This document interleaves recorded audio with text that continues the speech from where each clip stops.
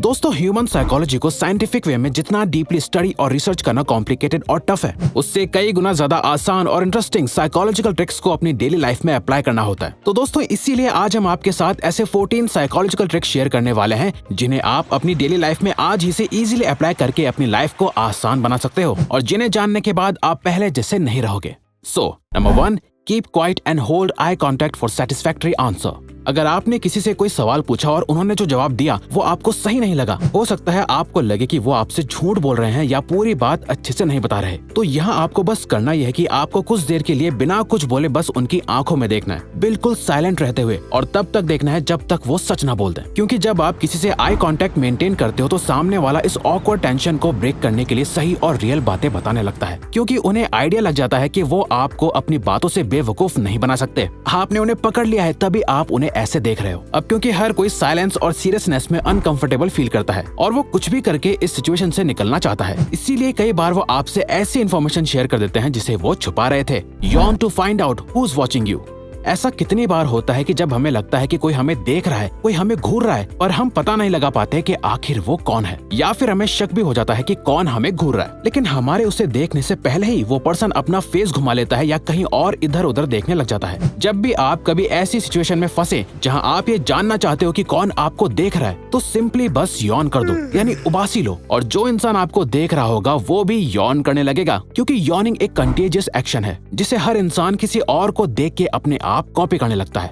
Give yourself fewer choices when you can't make a decision।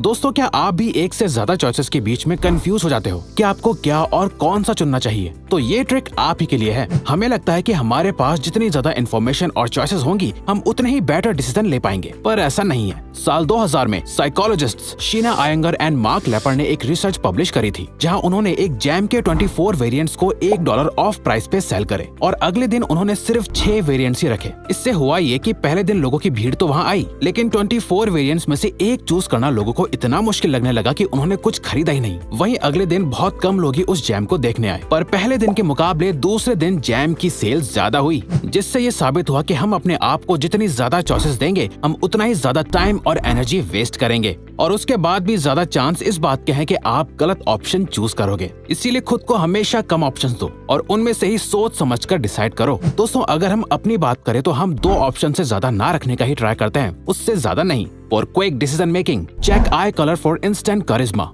I contact किसी भी communication में बहुत ही important role play करता है। अगर कोई आपसे बात करते हुए आंखें नहीं मिलाता, आई कांटेक्ट मेंटेन नहीं करता, तो उस इंसान पे आप ट्रस्ट नहीं कर पाते। आपको ऐसा लगता है कि जैसे वो आपसे कुछ छुपा रहा है या झूठ बोल रहा है। वहीं अगर कोई बहुत ज्यादा ही आपको देखता है, आपको घूरने लगता है, तो उस इंसान से आपको डर लगने लगता है या आप अनकंफर्टेबल फील करने लगते हो, और ये बिहेवियर किसी को भी पसंद नहीं होता। तो हमें कैसे पता चलेगा कि हम सही से आई कांटेक्ट मेंटेन कर रहे हैं या नहीं? वेल, इसके लिए जब भी आप किसी से मिलो तो शुरू में आपको बस सामने वाले की आंखों के कलर को नोटिस करना है कि उसकी आंखों का क्या कलर है। यहाँ असल में उसके आई कलर से हमारा कोई लेना देना नहीं है, पर जब भी आप उसकी आंखों के कलर को नोटिस कर रहे होंगे तो आप उसकी आंखों में देख रहे होंगे, जो एकदम सही आई कांटेक्ट मेंटेन करने में आपकी मदद करेगा। Make request in person.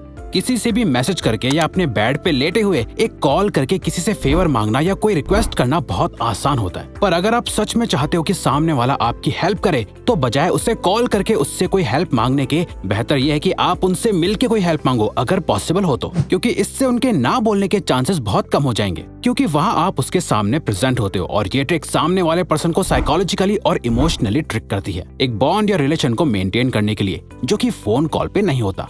Trick your brain to stop procrastination. दोस्तों, कोई ऐसा काम जिसे आप कई दिनों से टाले जा रहे हो, उसे कंप्लीट नहीं कर पा रहे, तो एक रात सोने से पहले उस काम को करने के बारे में सिर्फ सोचो और अपने माइंड में पूरा प्रोसेस कंप्लीट करो कि आप उस काम को कब करोगे, कैसे करोगे, उसमें कितना टाइम जाएगा, और पहले अपने दिमाग में ही उसे कंप्लीट कर लो। इससे होगा ये कि वो काम आपके लिए आसान हो जाएगा, और जब आप उसे रियल में करने बैठोगे तो आपके दिमाग को ऑलरेडी आइडिया होगा कि इसे कैसे करना है। Chew gum to calm your nerves. अगर आप स्टेज पे कोई स्पीच देने जा रहे हो, या आपका कोई इंटरव्यू है, या किसी के साथ डेट पे जाना है, जिस वजह से आप बहुत ज्यादा नर्वस फील कर रहे हैं, आपको एंजाइटी हो रही है, तो जाने से पहले च्युइंग गम खानी चाहिए। क्योंकि एक स्टडी में 100 स्टूडेंट्स पे एक एक्सपेरिमेंट करा गया था, जहां जो बच्चे एग्जाम से पहले च्युइंग गम खाकर आ रहे थे उन्होंने बाकी बच्चों से अच्छा परफॉर्म करा था। ऐसा इसलिए होता है क्योंकि च्युइंग गम खाना हमारे लिए एक रिलैक्सिंग एक्सपीरियंस होता है, जिससे हमारे ब्लड में स्ट्रेस हार्मोन कॉर्टिसोल का लेवल कम हो जाता है, जो हमारे माइंड को ट्रिक करके हमें ज्यादा कॉन्फिडेंस फील कराता है।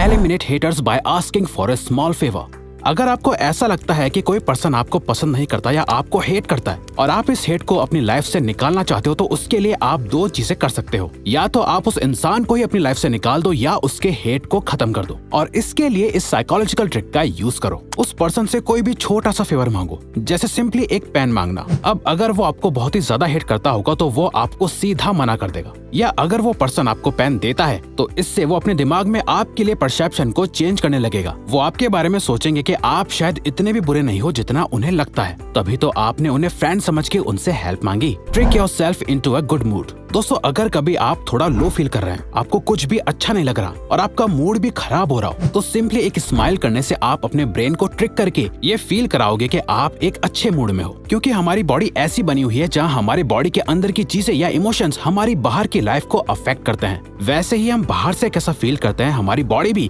उसी हिसाब से बिहेव करती है। आप चाहो तो अभी एक स्माइल करके देखो और उस स्माइल को 5 सेकंड्स तक होल्ड करके रखो, आपको इमीडिएटली अच्छा फील होने लगेगा। Right away your worries.